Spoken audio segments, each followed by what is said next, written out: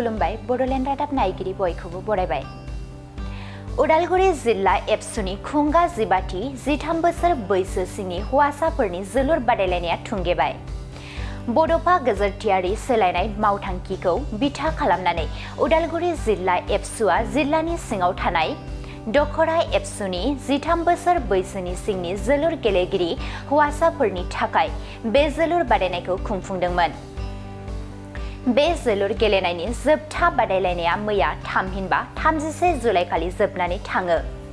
मख'नो गोनांदि उदालगुरि जिल्ला एबसुआ खुंनाय 13 बोसोर बैसो सिंनि हौवासाफोरनि जोलुर बादायलायनायाव अरां दखरा एबसुआ खाग्राबारि दखरा एबसुखौ 5 गलाव फेजेननानै देरहासार जानो हायो। बे हाबाफारियावनो मिरु एबसुनि आफादगिरि दिपेन बर'आ गाहाय आलासि महरै बाहागो लादोंमोन।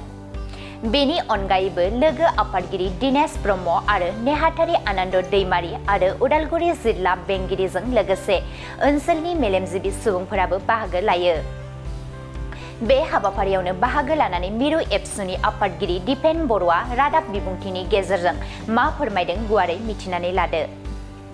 दुलाराय बर' फरायसा आफादा 15थि आन्डार 13 फुटबल टुर्नामेन्ट बड'फा गोजोरथियारि सोलायनाय मावथांखिनि आधाराव दिनै जोबथा बे फाइनाल गेम आरो बे जोबथा फाइनाल गेमखौ आम्बागाव दखरानि नैबे उत्तर नलबारियाव बे समाव फार्स्ट हाफआ जोबलांबाय।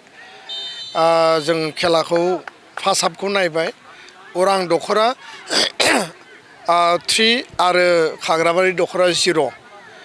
दा जोंनि जि अबजेक्टिभ जे जोंनि जाखांफुनाय उन्दै जायफोर फरायसा फरायसुलि यां टेलेन्ट जायफोर दङ आन्डार 13 बयस एन्ड आन्डार 13 गार्लस मोननैबो केटेगरियाव बिथांमोननि केरियार दानाय बिथांमोननि स्पर्टिं स्किल आरो जिखिनि बिथांमोननि जि माने एक्सेलेन्स बे गासैखौबो बिथिंखौ इमप्रुभ खालामनानै समाजाव हारियाव जोङो फुटबलनि फारसे गेलेनायनि फारसे मोनसे जावरिखांनाय लाबोनायनि मोनसे थांखि आरो बे थांखिजों केरियारबो दागोन बे हारियाव गेरेमसा माहारि दानायनि जि मोनसे अबजेक्टिभ बेखौबो लांगोन। खारन सोलोंथाइ रांखान्थि समाज जौगानाय आरो बायदि बिथिंजों लोगोसे जोङो गेलेनायखौबो वान अफ द मेजर अबजेक्टिभ हिसाबै लादों।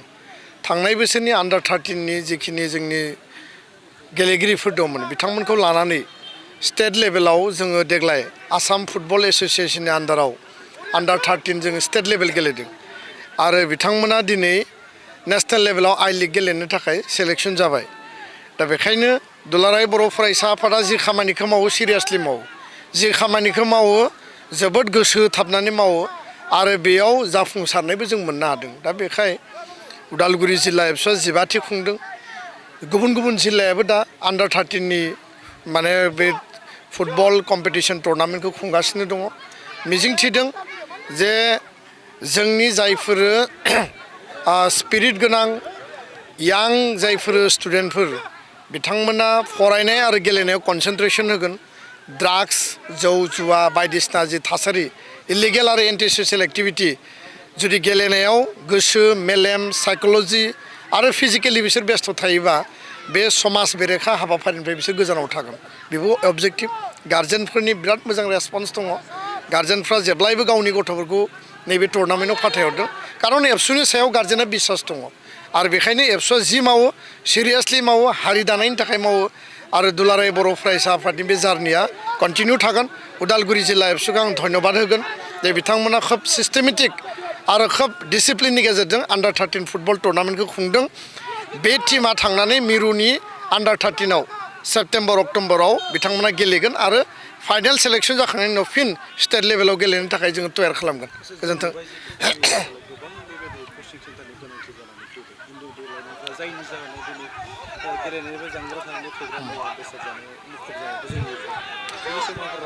जोंनो गोबां स्पर्ट्स एकाडेमि नांगौ डिस्ट्रिक्ट लेभेलाव बा बड'लेण्डआवनो जा आसामनि बर' मैखोम ओनसोलावनो जा। दा बेखायनो बड'लेण्ड स्पर्ट्स एकाडेमि गायसननो थाखाय जि बिटिआर गोरोबथानि बर' गोरोबथानि जि पेकेज दंमोन बे क्ल'जआव लिरनाय बायदियै बिनि गासै प्रक्रिया सोलिगासिनो दङ जोङो 1-2 बोसोरनि गेजेराव बेबायदि मोनसे एकाडेमिनि इनफ्रास्ट्राक्चार जों मोननो हागोन मिजिंथिदों खिन्थु फिसा फिसा लेभेलाव जिल्ला हेडक्वार्टार लेभेलावबो स्पर्ट्स एकाडेमि नांगौ जेराव बिसोरो फरायगोनबो बेयाव केम्प खालामनानै बिसोर गेलेगोनबो आरो फरायनायाबो जाहाथे थाद'आ बेयो गेप जाया बा ड्रप आउट जाया आरो गेलेनायाबो जाहाथे मोजां जायो दा एन्टायार बड'लेण्डआव बा आसामाव बर' मैखोम ओनसोलाव गेलेनायनि मोनसे बिराद मोजां एनभायरनमेन्ट आरो बर'फोरा जि लेभेलाव गेलेयो गुबुन हारिया बेखौ गेलेनो हाया बेखायनो बर' हारिखौ जेब्लाबो गुबुना फल' खालायो आरो गुबुना जेब्लाबो माने आदर्श हिसाबै लायो गोजोन्थों गेलेनानै गोजौ थाखोआव थांनानै बिथांमोनखौ बरायदों सानै बिथांमोना मा लेभेलाव थांगोन आरो बियो जोंनि दा गेलेफुबाय थानाय आरो जायफोरा गेलेगोन बिसोरनि थाखाय बिराद गिदिर मोनसे माने मडेल आरो मोनसे एनकारेजिं मोनसे माने आइकन होननानै बुंनांगोन जे जायफोरा स्टेट लेभेलाव गेलेबाय आरो बिसोरो दा स्टेटनिफ्राय नेसनेल लेभेलाव आइ लिग गेलेगोन उदालगुरि जिल्लानिफ्राय सानै मिरुनि आन्डार 13 माने बड'फा एफसिआव बे बड'फा एफसि क्लाबाव जायफोरा गेलेगासिनो दङ आइ लिग गेलेगोन बिसोरखौ दिनै बरायदों आर'नाइ बिबार होनानै बियो बाखि गेलेगिरिफोरनि थाखाय मोनसे मडेल जागोन आरो बिनि गेजेरजों जोङो मोनसे स्पिरिट बा इन्सपिरेसन आरो मटिभेसन जोङो लाबोनो नागिरदों